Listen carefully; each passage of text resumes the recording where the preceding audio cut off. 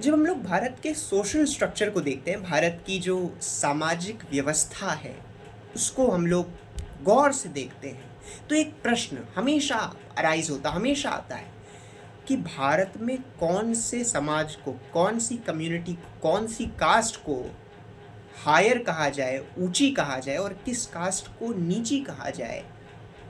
ये कौन डिसाइड करेगा, कौन इसका निर्णय लेगा?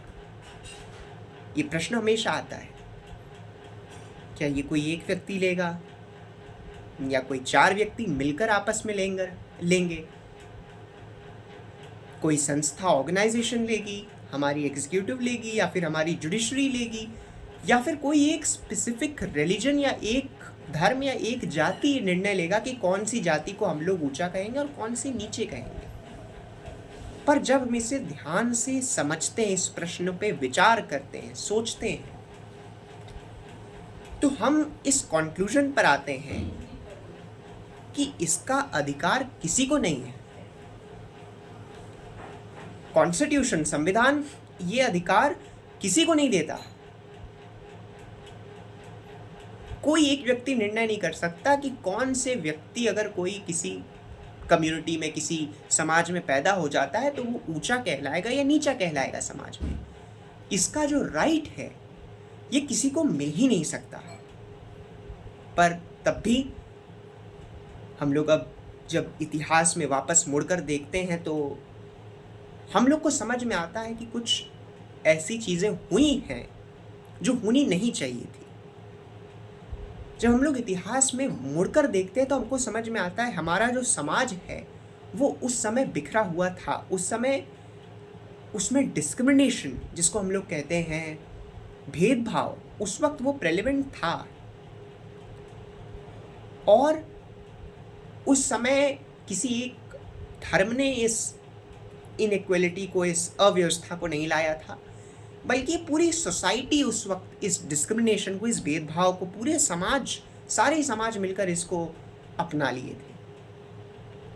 पर जब मैं डिस्क्रिमिनेशन की बात करता हूँ, भेदभाव की बात करता हूँ, तो उसमें 2 पहलू होते हैं, जो कि B.R. अम्बेडकर जी ने भी कहा है कि discrimination is not always followed and taken on and progressed by the one who does it, but it is also taken by the one who faces it silently।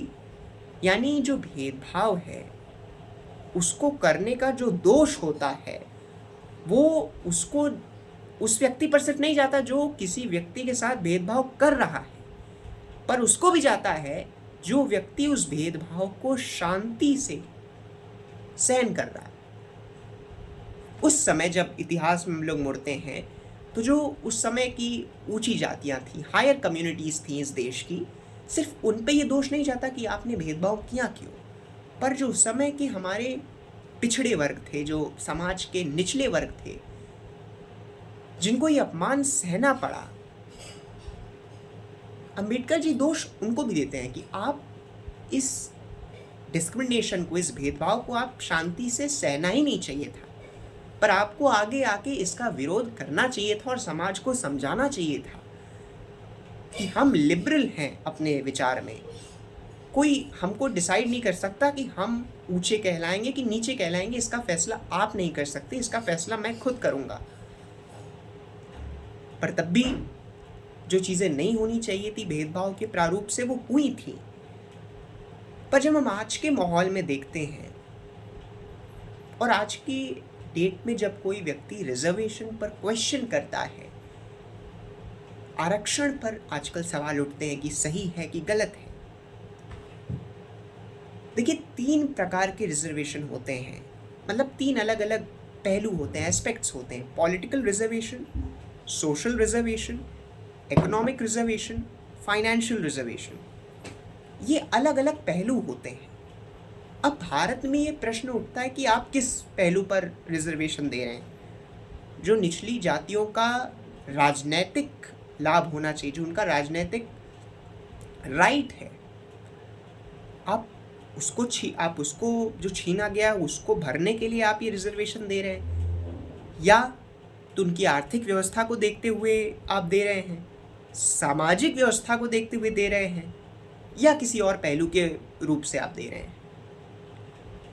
तो ये सवाल बहुत जगह अनएड्रेस्ड रह जाता है, मतलब इसका कोई जवाब नहीं देना चाहता कि रिजर्वेशन है तो किस लिए है।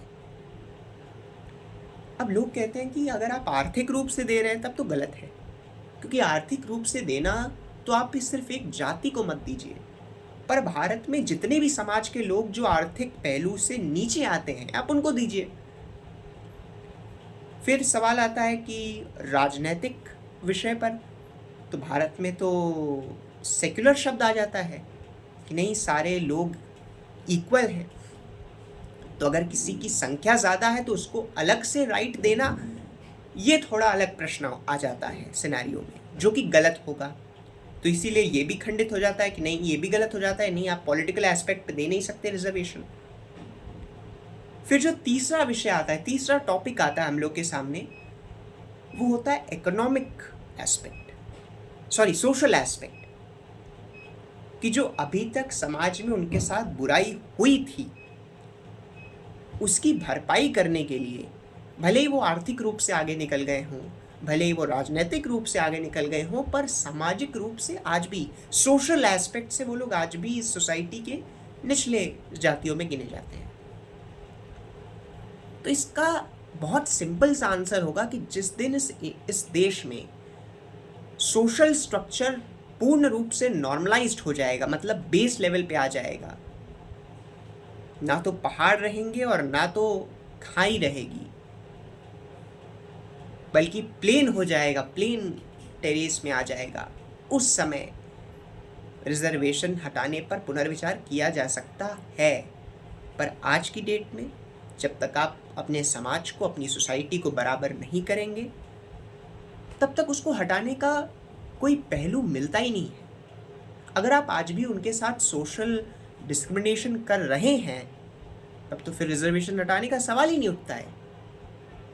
पर जिस दिन आपने इस सोशल स्ट्रक्चर में नीची जाति, ऊंची जाति, ये दोनों शब्द ही हटा दिए, उस दिन फिर हम लोग विचार कर सकते हैं कि हाँ, अब अगर कोई नीचा या ऊंचा जाति, नीची जाति या ऊंची जाति नाम के शब्द ही नहीं बचे, तब फिर आरक्षण हटाने पर विचार किया जा सकता है।